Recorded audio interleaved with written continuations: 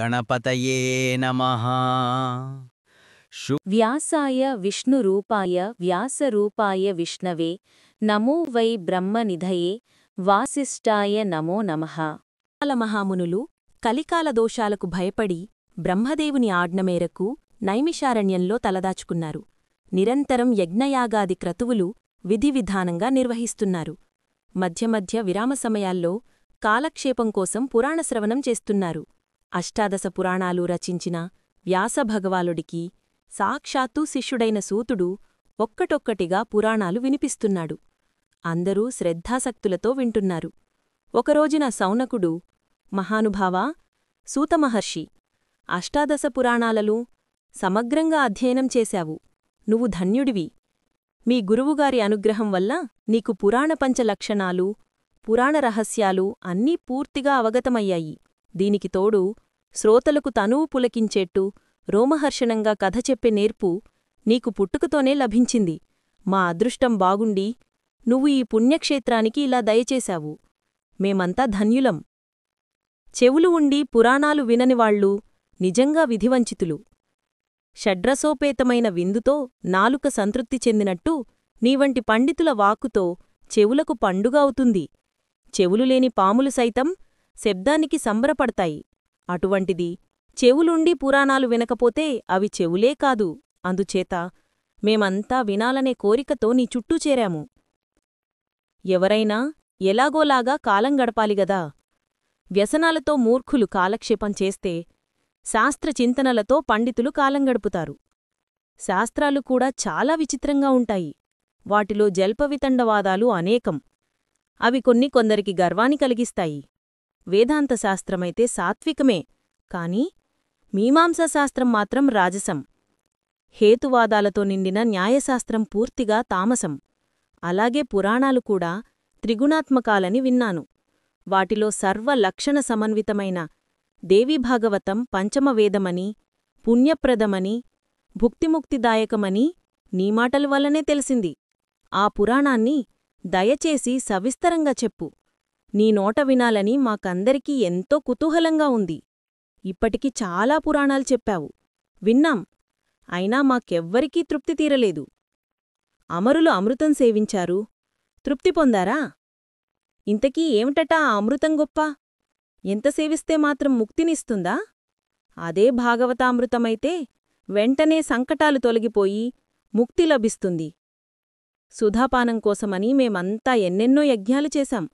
అయినా శాంతిలేదు. యజ్ఞఫలం స్వర్గప్రాప్తి.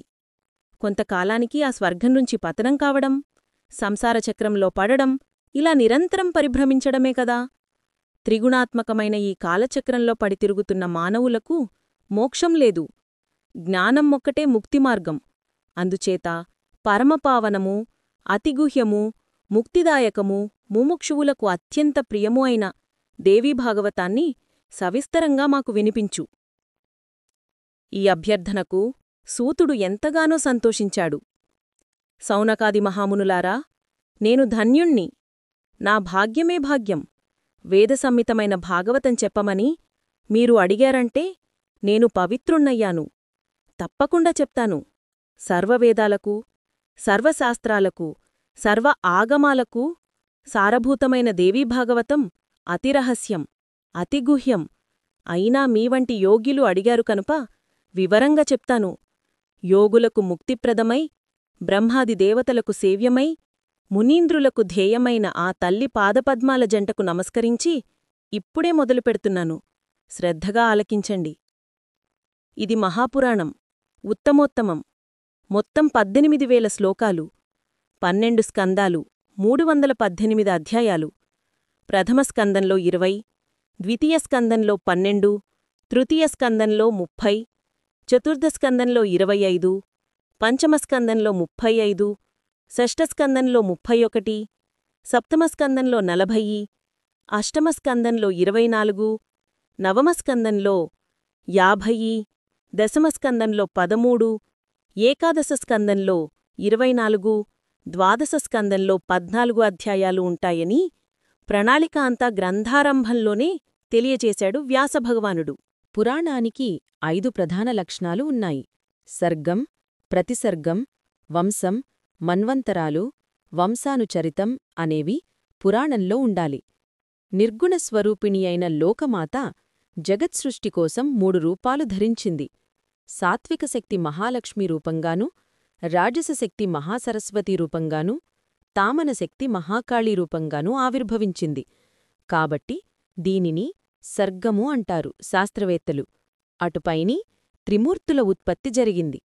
పాలన కోసం హరి, ఉత్పత్తి కోసం బ్రహ్మ, నాశం కోసం రుద్రుడు. దీనిని ప్రతిసర్గము అంటారు.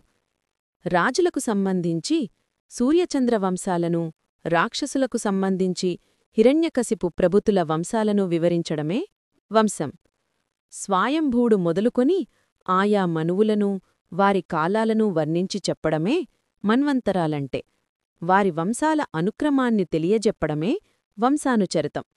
ఇలా పురాణాలన్నీ పంచలక్షణయుక్తాలు.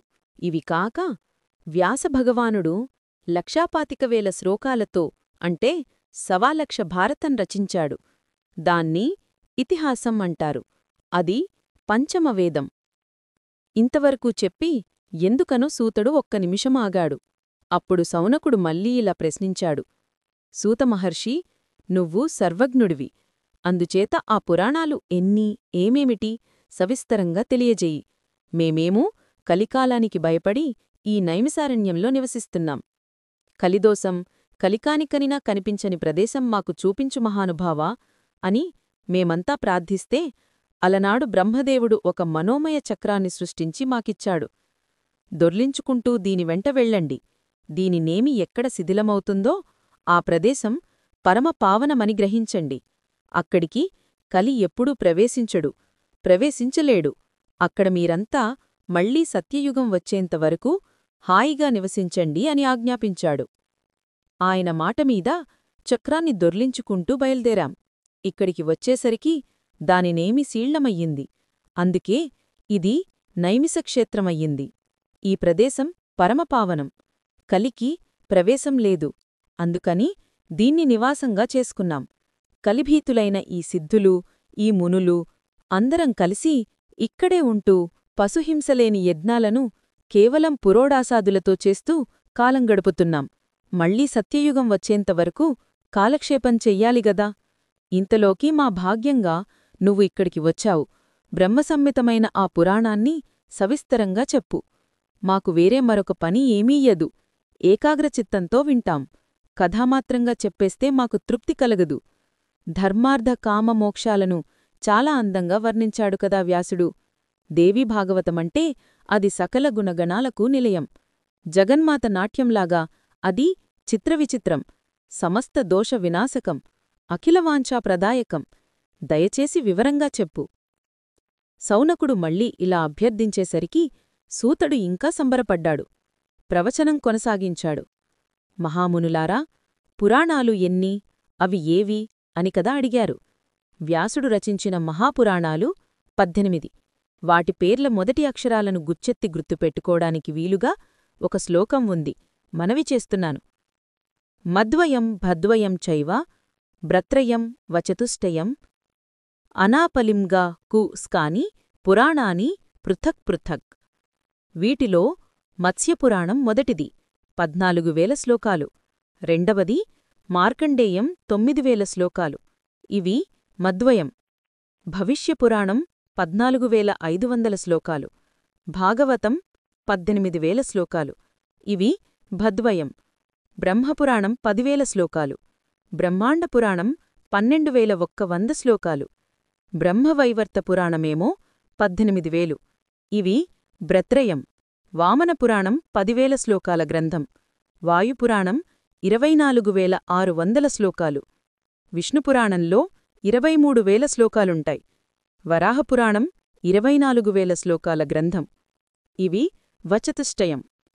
ఇంకా అగ్నిపురాణంలో 16,000, నారదపురాణంలో 25,000, పద్మపురాణంలో 55,000, లింగపురాణంలో 11,000, గరుడపురాణంలో 19,000, కూర్మపురాణంలో 17,000, స్కాందపురాణంలో 81,000 శ్లోకాలుంటాయి. ఇవే ఆ, నా, ప, లిం, గ, కు, స్క్యాలు. ఇవి 18 మహాపురాణాలు. వీటి పేర్లు కాకుండా వీటిలో ఉండే శ్లోకాల సంఖ్య కూడా తెలియజేశాను. విన్నారు కదా? మరో 18 ఉపపురాణాలున్నాయి. అవి చెబుతాను, వినండి. సనత్కుమార, నారసింహ, నారదీయ, శివ, దౌర్వాస, కాపిల, మానవ, ఔసనస, వారుణ, కాళిక, సాంబ, నంది అంటే కృత, సౌర, పారాశర, ఆదిత్య, మాహేశ్వర, భాగవత, వాసిష్ఠ పురాణాలను ఉపపురాణాలు అంటారు. ఇన్ని వ్రాసి ఇంకా మహాభారతం రచించాడు వ్యాసుడు. మన్వంతరాలన్నింటా ద్వాపరయుగముంటుంది. ప్రతి ద్వాపరంలోనూ విష్ణువే వ్యాసుడిగా జన్మించి ధర్మచింతనతో యథావిధిగా పురాణాలు రచిస్తాడు. అఖండంగా ఉన్న వేదాన్ని బహుదా అంటే 4గా విభజిస్తాడు. ఇది లోకహితం కోరి చేసే పని. కలియుగంలో విపులు అల్పాయుష్కులుగా స్వల్పబుద్ధులుగా ఉంటారని తెలిసే కలియుగం వచ్చినప్పుడల్లా పుణ్యప్రదమైన పురాణ సంహితను అందిస్తుంటాడు వ్యాసుడు.